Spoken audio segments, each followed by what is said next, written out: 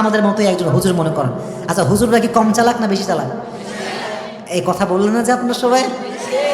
হুজুরদের মাথায় বুদ্ধি কম না বেশি? তীক্ষ্ণ মেধা বেশিরভাগ হুজুরদের।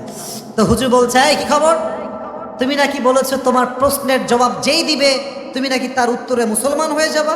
Is this true man? এটা কি সত্যি নাকি? বলছি ইয়েস, ইজ দ্য ট্রুথ। আমি যেই পারবে তার কাছে কালেমা পড়বো। বলছে তাই? বলো আমাকে প্রশ্নগুলো কি ছিল তোমার।